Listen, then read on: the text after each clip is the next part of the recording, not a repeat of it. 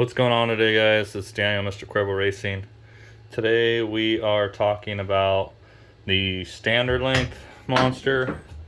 Got one sitting down there versus I grabbed a pipe off another bike here to test. So obviously it don't match, but the Shorty monster. So this bike here has a piston in it, a little bit of port work, and a small cam in it. A couple little things, but basically what I'm going to show you is the difference between the standard length and the Shorty. And it is fairly noticeable once you start getting toward 70 horse. So here in the winter we get a little bit lower numbers.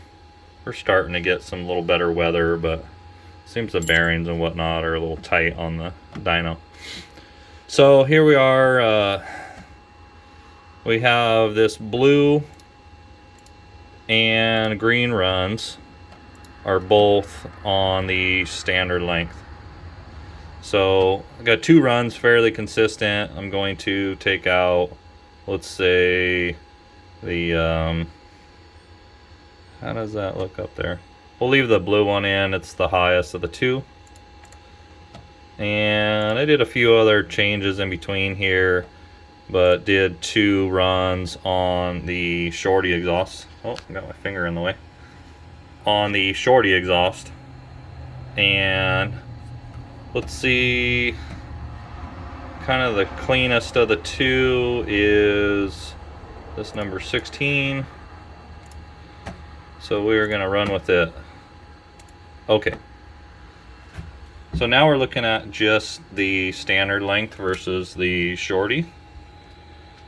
And see if we get a proper zoom level there.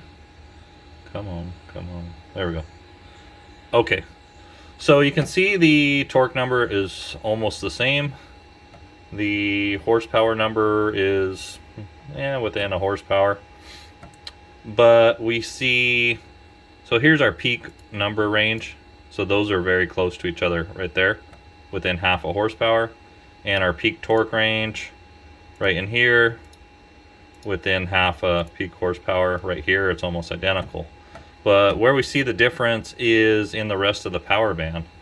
So the Shorty is in the orange and the blue is the standard length. So what is interesting, and contrary to what you would normally believe, is the Shorty actually comes on a little stronger and makes better power in this lower RPM range at full throttle. There's a little bit of a crossover where the mid length or the standard length makes a little bit more in this mid area here, the 5,000 to 6,000 range. So it is noticeable on the Shorty when you crack the throttle, coming off of low throttle position. That is noticeable that it comes in stronger.